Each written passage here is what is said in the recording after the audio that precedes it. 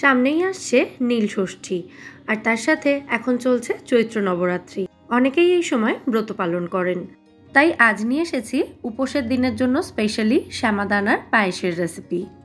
শ্যামাদানার পায়েস খেতে অসাধারণ সুস্বাদু হয় আর তার সাথে এটা বানানোও কিন্তু ভীষণ সহজ। দেখতেই পাচ্ছেন সুপার ক্রিমি টেক্সচারের হয় এই শ্যামাদানার পায়েস। তাহলে চলুন আর কথা না বাড়িয়ে এবার ঝটপট রেসিপিটা দেখে নেওয়া যাক। নমস্কার বন্ধুরা, মেঘার সাথে বাঙালিয়ানার আরও একটি নতুন পর্বে আপনাদের সবাইকে স্বাগত। আশা করি আপনারা সবাই খুব ভালো আছেন এবং সুস্থ আছেন। আমরাও সকলে খুব ভালো আছি।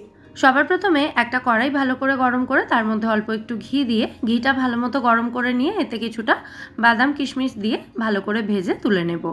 আমি এখানে কাঠবাদাম মানে আলমন্ড, তার সাথে একটু কাজু বাদাম এবং কিশমিশ নিয়েছি।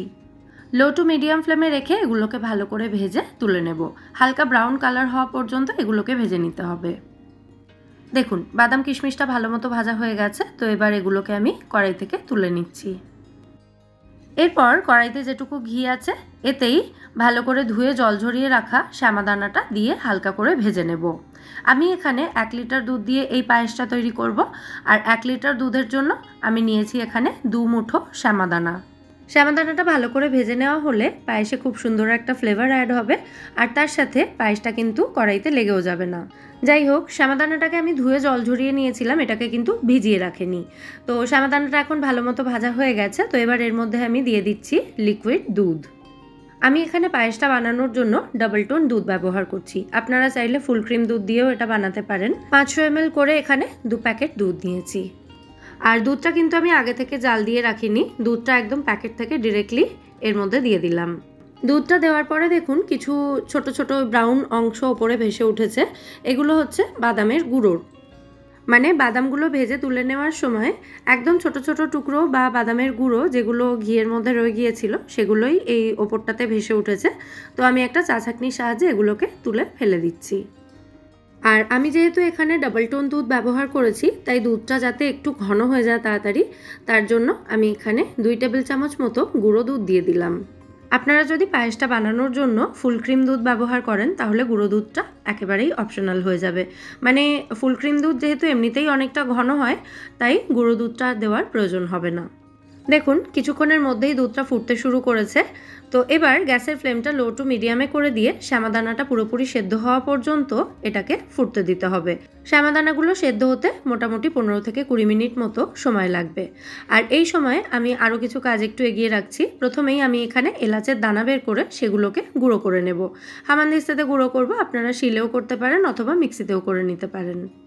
তো 3টে ছোটো এলাচ নিয়েছি, ছোটো এলাচগুলোর দানা বের করে নিচ্ছি। আর এই এলাচের খোসাগুলো কিন্তু ভুলেও ফেলে দেবেন না, এগুলো চা করার সময় চায়ের মধ্যে দিয়ে দেবেন, চায়ে খুব সুন্দর ফ্লেভার অ্যাড হবে। তো এলাচের দানাগুলোকে আমি ক্রাশ করে নিচ্ছি। তারপর এই একই হামানদিস্তার মধ্যে মানে ওই এলাচের দানার মধ্যেই 50 গ্রাম মতো মিছরি দিয়ে মিছরিটাকেও আধ ভাঙা করে নিলাম, যাতে মিছরিটা তাড়াতাড়ি গলে যায়। এদিকে দুধের মধ্যে শ্যামাদানাটা প্রায় 15 মিনিট মতো রান্না হওয়ার পর এখন দেখুন শ্যামাদানাটা কিন্তু অনেকটাই ফুলে গেছে এবং পরিমাণেও অনেকটা বেড়ে গেছে। দুধটাও কিন্তু ফুটতে ফুটতে আগের থেকে অনেকটা ঘন হয়ে গেছে। তো এই সময় এর মধ্যে এলাচ এবং মিছরির গুঁড়োটা দিয়ে দিচ্ছি, আর এর সাথেই দিয়ে দেব 50 গ্রাম মতো বাতাসা। মিষ্টিটা অবশ্যই আপনারা যে যার স্বাদ অনুযায়ী বাড়িয়ে বা কমিয়েও অ্যাড করতে পারেন। মিষ্টির জন্য কেউ কনডেন্স মিল্ক অথবা চিনিও ব্যবহার করতে পারেন। আচ্ছা, এর সাথেই আমি ভেজে রাখা ড্রাই ফ্রুটসগুলো মানে কাজু কিশমিশ বাদাম যেগুলো আমি ভেজে রেখেছিলাম সেগুলো এর মধ্যে দিয়ে দিলাম, দিয়ে ভালো করে মিশিয়ে দিচ্ছি। এবার এই মিছরি বাতাসা এগুলো সম্পূর্ণভাবে গলে যাওয়া পর্যন্ত অপেক্ষা করতে হবে। আর এই সময়ের মধ্যে 2টো তেজপাতাও দিয়ে দিলাম, তেজপাতার ফ্লেভারটাও তাহলে এর মধ্যে অ্যাড হবে। তেজপাতাটা চাইলে কেউ শুরুর দিকেও দিতে পারেন। অনেকেরই হয়তো মনে হবে আমি নীল ষষ্ঠী স্পেশালে এই রেসিপিটা দেখাচ্ছি কেন, কারণ ষষ্ঠী মানে তো ঠান্ডা খাওয়ার সময়, মানে ষষ্ঠীতে আমরা গরম খাবার কিছু খাই না, ঠান্ডা খাবারই খাই। তো আমাদের এখানে যেহেতু সারাদিন ঠান্ডা খাওয়ার প্রচলনটা রয়েছে, সন্ধ্যের পরে লুচি বা পরোটা এই ধরনের কিছু খাওয়া হয়, মানে গরম খাবারই খাওয়া হয়। তো সন্ধ্যেবেলা মানে ডিনারের জন্য আপনারা চাইলে এই শ্যামাদানার পায়েসটা মেনুতে রাখতেই পারেন। যাই হোক, আমাদের শ্যামাদানার পায়েস কিন্তু এখানে একেবারে রেডি হয়ে গেছে। মিছরি বাতাসা ভালো করে গলে গিয়ে পায়েসটা আরেকটু ঘনও হয়ে গেছে আগের থেকে। তবে এর থেকে বেশি আর ঘন করব না, কারণ পায়েস ঠান্ডা হলে কিন্তু এমনিতেই একটু ঘন হয়ে যায়। আপনারা এই পায়েসে মিষ্টি দেওয়ার আগে মানে মিছরি বাতাসা এগুলো দেওয়ার আগেই চেক করে নেবেন যে পায়েসের যে চালটা মানে শ্যামা চালটা বা শ্যামাদানাটা সুন্দর নরম হয়েছে কিনা, মানে ভালোভাবে সেদ্ধ হয়েছে কিনা। শ্যামাদানা পুরোপুরি সেদ্ধ হওয়ার পরই কিন্তু মিষ্টি অ্যাড করবেন এতে। এটা হলো আজকে স্পেশাল টিপস। পায়েসটাতে ওপর থেকে আমি একটু কেসার, বাদাম এবং পেস্তা কুচি অ্যাড করলাম সাজানোর জন্য। আমাদের দারুণ সুস্বাদু শ্যামাদানা বা শ্যামা চালের পায়েস এখানে একেবারে রেডি সার্ভ করার জন্য। রেসিপিটা আপনাদের কেমন লাগলো সেটা কিন্তু অবশ্যই কমেন্টে আমায় জানাবেন। আর যদি ভালো লেগে থাকে রেসিপিটা, তাহলে ভিডিওটাকে বরাবরের মতো একটা লাইক এবং শেয়ার করে দেওয়ার অনুরোধ রইল। সাথেই আমার চ্যানেল মেঘার সাথে বাঙালিয়ানাকে সাবস্ক্রাইব করে আমার পাশে থাকার এবং আমায় সাপোর্ট করারও অনুরোধ রইল।